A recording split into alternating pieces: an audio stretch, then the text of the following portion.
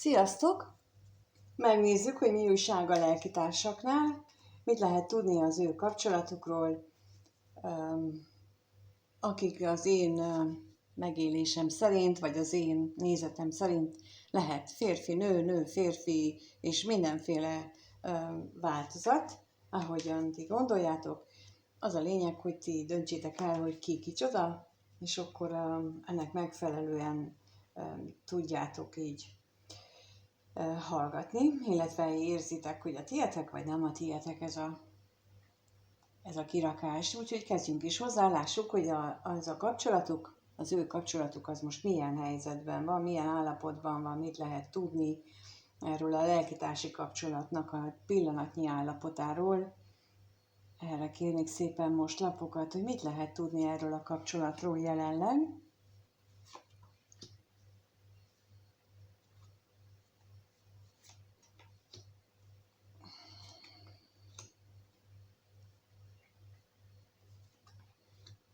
Úgy tűnik, hogy ez egy olyan kirakás most, ahol olyan párkapcsolatról van szó, ahol együtt vannak a felek, már úgy értve, hogy valamilyen elkötelezett, tehát a randizásnál több már előrébb tart a kapcsolatuk, viszont van benne jócskán féltékenység, vannak benne félelmek, félelem attól, hogy vége lesz ennek a kapcsolatnak, félelem attól, hogy mit mondtam, azt jól mondtam-e, ő mit mondott, és miért azt mondta, és minden ilyen, hát úgy mondanám inkább ezt, hogy elmevezérelt problémákkal van tele ez a kapcsolat, és ez lehet a háttérben, annak a félelemnek, a féltékenységnek is akár a hátterében,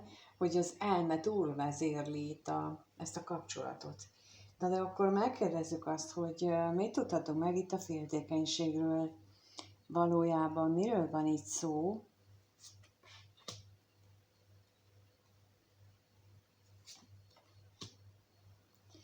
Hát lehetséges, hogy ténylegesen bejött valamelyik félnek egy új partner, és ezt érzi a másik, vagy már esetleg tudja is a másik, hogy bejött egy új partner, és emiatt van itt a féltékenység, de akkor megkérdezzük, hogy a halálról mit tudhatunk meg.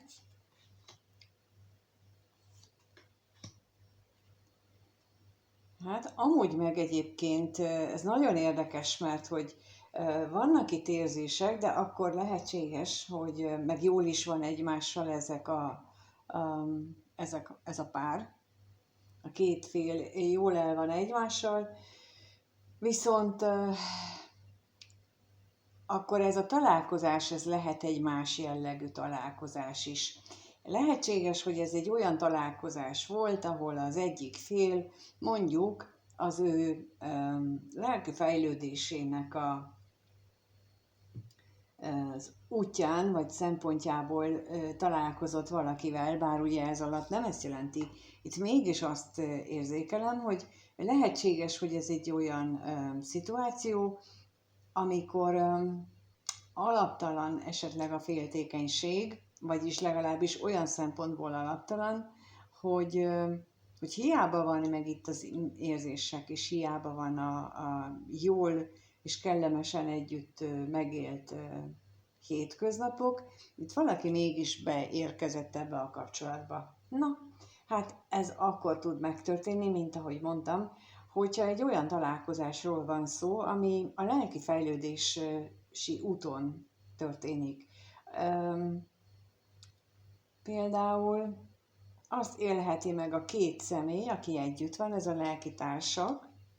lelkitársi kapcsolatban, azt élheti meg, hogy nekik olyan jó, kellemesen el van, és egyébként meg már régebb óta tart a kapcsolat, tehát az érzelmi kötődés is megvan közöttük, mert amúgy meg nincsen olyan nagy probléma közöttük, esetleg azt leszámítva, hogy a mély lelki kapcsolódás az nem olyan, ahogyan azt mondjuk az élettervükben el lett határozva annak idején, mielőtt ők megszülettek. Tehát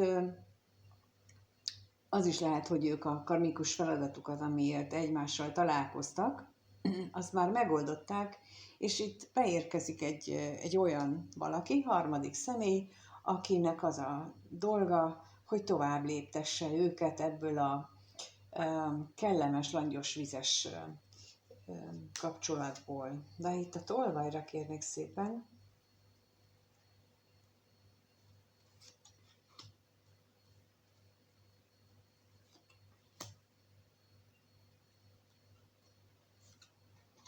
Aha, szóval lehetséges, hogy ez a harmadik személynek a megjelenése, ez valamelyik felet hazugságra, vagy hát nem teljes igazmondásra késztette, és akkor már itt, amit az előbb mondtam, így a kommunikációval kapcsolatban, hogy hát bizony ott nem teljesen úgy működnek már a dolgok, ahogyan ezt egy kapcsolatban elvárható lenne.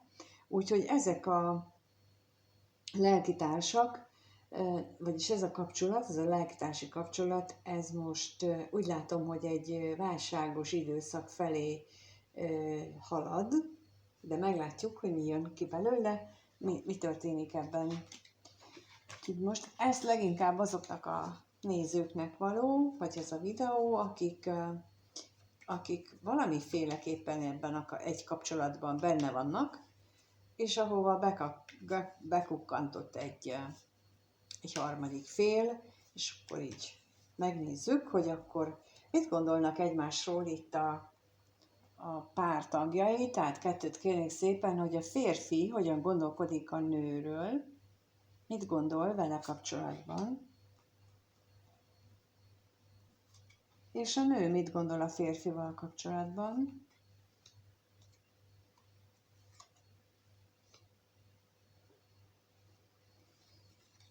Hát a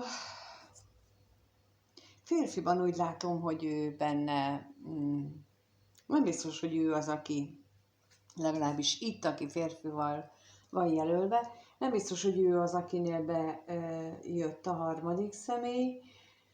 Őnála azt látom, hogy ő egyfajta ígérethez köti magát, egyfajta szavatartásra van berendezkedve itt ebben a kapcsolatban, tehát, hogy ő megtartja az ő ígéreteit, és egyébként is úgy látom, hogy neki nincs különösebb oka itt mellé beszélni, de megkérdezzük akkor, hogy mit jelent az állandóság, vagy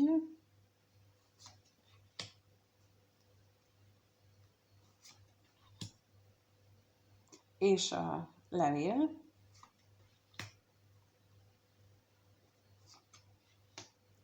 Hát azt mondtam, hogy nincs oka neki, mondjuk, hogy ő nála jöjjön be harmadik fél, és akkor a vagynál, amikor abba is hagytam, az jött akkor, hogy vagy az a helyzet, hogy pontosan ez az, amit itt akarnak mutatni ezzel az állandósággal, hogy vagy van valami, ami olyan vágya, amit nem kap meg ebből a kapcsolatból. És itt a vágyaitól eltávolodott már ebben a kapcsolatban, és a nővel kapcsolatos vágyai azok, ami most már távolodásra késztetik őt, tehát, vagyis hogy eltávolítják tőle, és az ígéreteivel összefüggésben is, tehát már sokkal inkább konfliktusba kerül önmagával, hogy ő mit ígért a párjának, vagy mit sem, már abban sem biztos. Úgyhogy úgy látom, hogy lehetséges, hogy itt a férfi az, aki robban, de megnézzük, hogy akkor mit gondol a párja. A női részről azt látom, hogy ott van igazából ez az elbizonytalanodás, na de akkor miért lehetséges, hogy érzékeli a férfinak az távolodását, és akkor ezért bizonytalanodik el? Akkor kérnék szépen a váratlan örömre, hogy arról mit tudhatunk meg, és a bíróra is.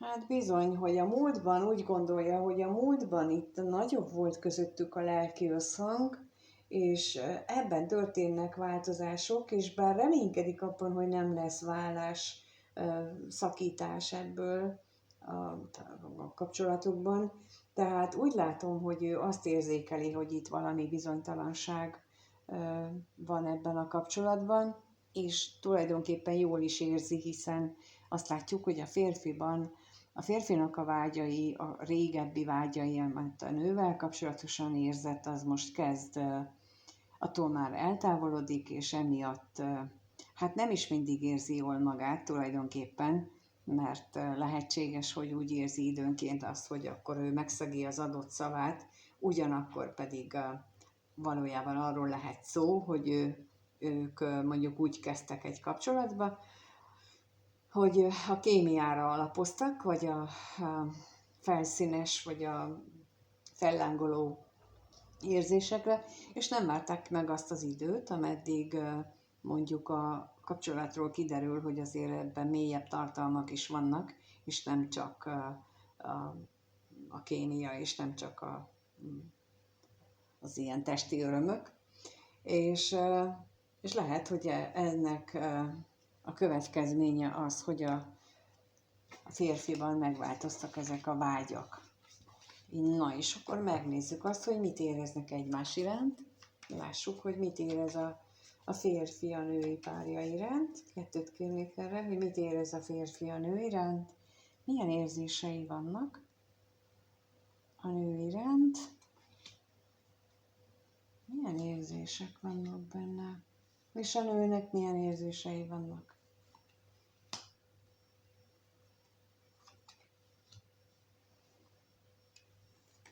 Hát a férfi úgy látom, hogy ő a múlthoz próbál ragaszkodni, próbál a múlton, hát a múltra alapozva próbál hűséges lenni, próbálja ezt a kapcsolatot egybe tartani, de akkor kérnék szépen a hűségre, hogy erről mit tudhatunk meg. Mit tudhatunk meg így a hűségről.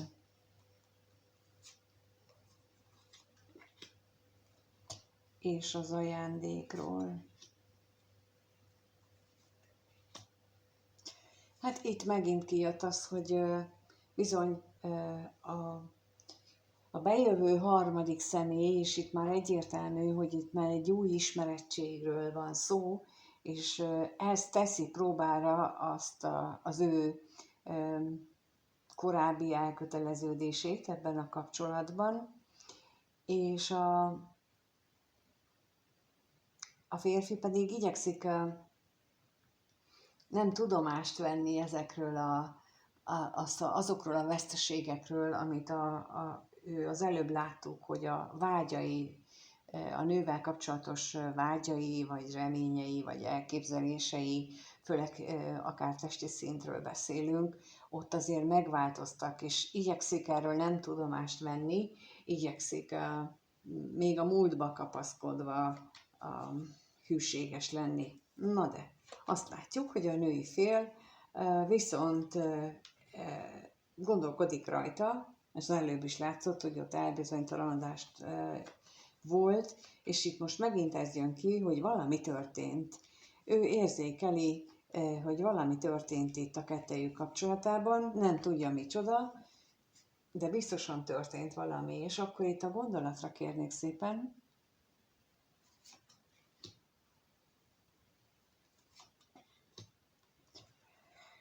És a váratlan örömre is kérek.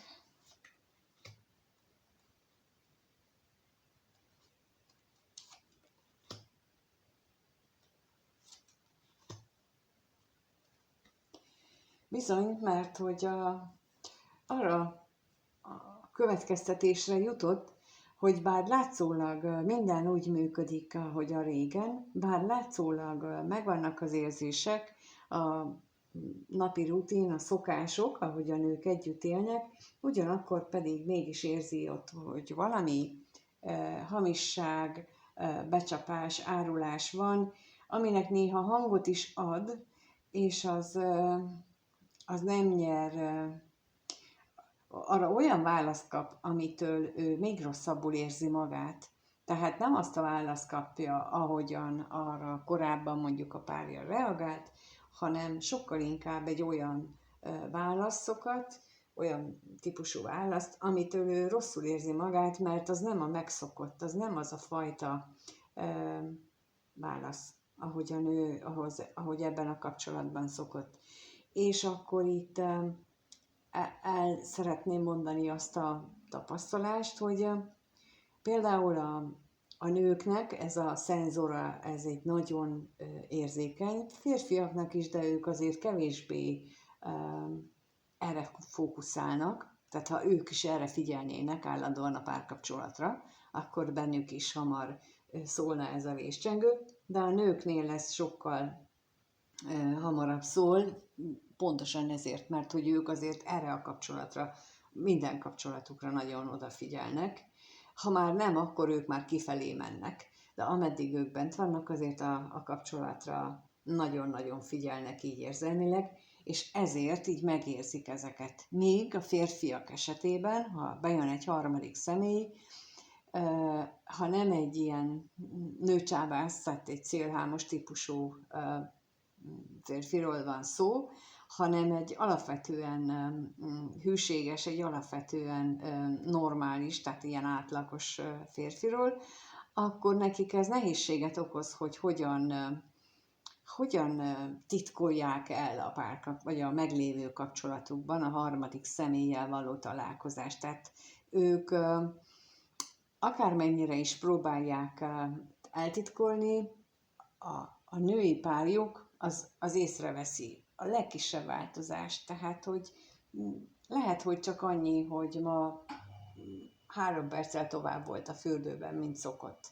Mert egy nő mondjuk így működik, nagyon sokan, hogy így pontosan tudja, hogy a párjának mennyi idő kell a fürdőszobában, és ha 3 perccel van többet ott, vagy mondjuk illatot cserél a stíftjével, akkor már ő ezt észreveszi, és feltűnik neki, és elkezd gyanakodni, mert ott nála megszólal a csengő. Tehát ott azért itt ilyenek is vannak a háttérben, úgyhogy ezt például mondom annak is, aki esetleg ilyenben érintett, hogy a férfiak részéről ez hát nagyon-nagyon rutinosnak kell lenni, hogy ilyen hibákat ne kövessenek el, mert ők így működnek, ami nem baj.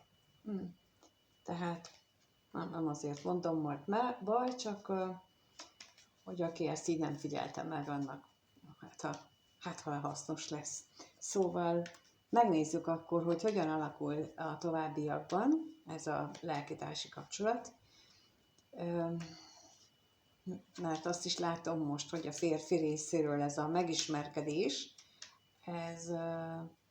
ez nem biztos, hogy egy olyan típusú, hogy ő akkor most borít itt mindent. Az látszik, hogy ő elgondolkodott a kapcsolatán, és megállapította, hogy már nem érzi azt a vágyat a jelenlegi társa mellett, mint ami korábban volt.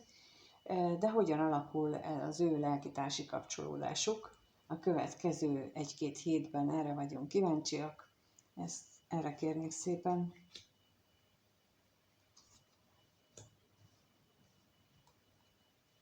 Hogy hogyan alakul.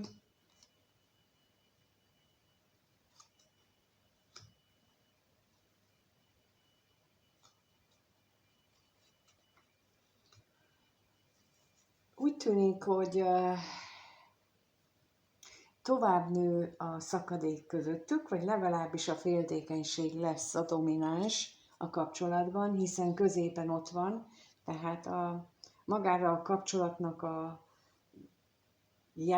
legjellemzőbb érzése, vagy megnyilvánulása a féltékenység. Lehetséges, hogyha okosan viselkedik mondjuk a női fél, akkor ezt nem állandó jelleggel dörgöli mondjuk a párja óra alá, mert itt látszik azért, hogy ő benne ott vannak az érzések, elég mély érzései lehetnek, amit nem biztos, hogy megmutatott. Nagyon gyakran tapasztalom azt, hogy illetve például, ha asztrológiához viszonyítom, nagyon nem mindegy, hogy ki milyen, és nem a napjegyről beszélek, hanem például a Vénusz jegye, a holdja, milyen jegyben van, mert ettől függ az, hogy ő képes-e arra fajta szeretet megnyilvánulásra, amire a másiknak szüksége van. És ez most nem a szeretett nyelvről beszélek, hanem magából a lényéből tudja-e ő azt adni, amire a férfinak mondjuk szüksége van, és akkor itt visszautalok arra, hogy amit mondtam, hogy lehet, hogy ez egy olyan kapcsolat, ahol a kémián volt a hangsúly, vagy valamilyen megoldandó karmikus feladatuk volt, amin már túl vannak, például nekik közös gyerekeket, tehát ők azt vállalták, hogy nekik közös gyerekeik lesznek, és mivel már a gyerekek ugye megvannak, meg már majdnem fel is nőttek, és akkor ezt követően az ő kapcsolatuk, amiért létrejött, az megvalósult, és akkor innentől kezdve egy másik életszakasz következik, amiben másik feladatot kellene megoldaniuk, de a női félről úgy látom, hogy ő nagyon és mély érzésekkel van. Viszont továbbra is azt gondolom, hogy nem biztos, hogy ő ezt ki tudja mutatni, hogy nem biztos, hogy ennek valaha is hangot adott. Illetve, és akkor itt a szeretetnyelvről beszélek, illetve lehet, hogy ő úgy gondolta, hogy ő azzal, hogy ő úgy gondoskodott a párjáról, ahogyan tette, azzal ő kimutatta az ő mély szerelmét, miközben mondjuk a férfinak a szeretetnyelve meg, hát mondjuk a simogatás lett volna. A nő meg például főzött neki, vagy a férfinak az lett volna, hogy menjünk el együtt kirándulni. A nőnek meg az ajándékvásárlás. Tehát, hogy ő ajándékot szeretett kapni többet. És így nagyon elbeszéltek egymás mellett, nagyon nem érzékelték azt a másik személy részéről, hogy ők szeretik egymást, és innentől kezdve a férfiban már megfogalmazódott az a vágy, hogy ő már eltávolodott a korábbi vágyaitól, a nő viszont még itt van. És ezt látjuk, hogy ebben marad, és emiatt ő benne nagyon erősek lesznek a féltékenységi érzelmek, megnyilvánulások esetleg, és a szomorúság is. És állandóan arra tud csak fókuszálni, hogy de megígérte, de azt ígérte, és akkor ilyeneket tud magának mondani, ahelyett, hogy például próbálna menteni még, amit lehet. Na de lássuk akkor, hogy mit tudhatunk meg itt a szomorúságról.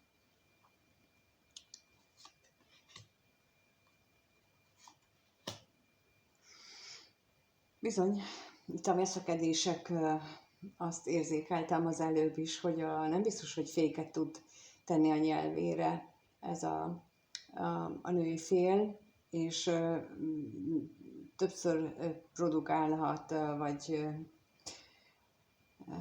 hozhat olyan, vagy tehet olyan megnyilvánulást, amiből aztán veszekedés kerekedik. És akkor lássuk a féltékenységet, hogy arról mit tudhatunk meg.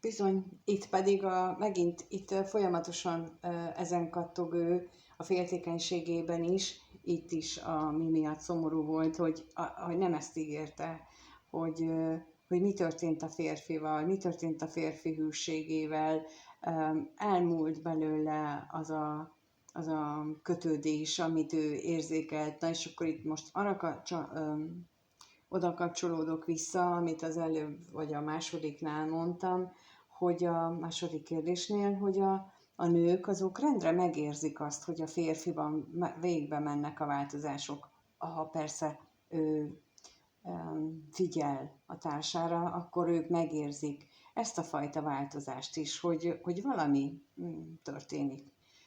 Mondok például egy olyat, hogy ő amikor hazajön a munkából, akkor ezt meg ezt szokta tenni, és csak egy picivel tér el például ettől a szokásaitól. Lehetséges az, hogy leszokott ülni rögtön vacsorázni, vagy kajálni, amikor megjön, és utána leül és tévézik. És ehelyett most azt csinálja, hogy leül tévézik, és szólni kell rá többször, hogy jöjjön vacsorázni. És ezt mondjuk nem egyszer csinálja, hanem 3-4-5-ször. Akkor ilyenkor már feltűnik a nőnek, hogy itt valami változás van, miért ül ő a tévé elé? Hát valószínűleg azért, mert ott tud így magába vonulni a párja, és ez feltűnik, és egyre idegesebb és frusztráltabb lesz, és akkor itt van a veszekedésnek az alapja, tehát ilyen nagyon egyszerű dolgok tudják kirobbantani mondjuk a vitákat, és ezeket most nem is tudom miért mondom, de biztos valami oka van valakinek erről hallania kell, hogy megtudja, hogy most éppen mi történik náluk. És akkor kérnék szépen még az özvegyasszonyra is.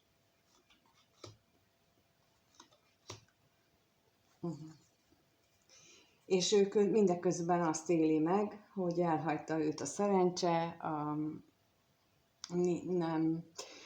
a Jóisten őt bünteti, meg hogy miért, mi történt, mit csinált ő, hogy most ő ezt érdemli, tehát ő ilyen önmarcangolást is érzékelek ebből, és tehát ilyen nagyon nehéz időszaka van a női félnek. És itt most nem arról van szó, hogy a férfi mit él meg, ha van már ebből a harmadik feles találkozásból mondjuk kerekedett már ki kapcsolat. Sokkal inkább, mint ahogy mondtam, azt éreztem nála, hogy ő neki a fejlődési útján, ez egy másik szakasz, amiért ott meg találkozott azzal a harmadik személlyel, és egyáltalán nem ezzel a kapcsolat ellen indult volna, hanem neki egy önálló dolga lenne, úgyhogy hát nem tudom, hány embert fog ez érinteni, azért minden esetre igyekeztem olyan dolgokat is mondani, amiből bárki tud magához venni, valami olyat, ami hasznos lehet számára. Én remélem, hogy mégis jó lesz, sok mindenre ez a videó.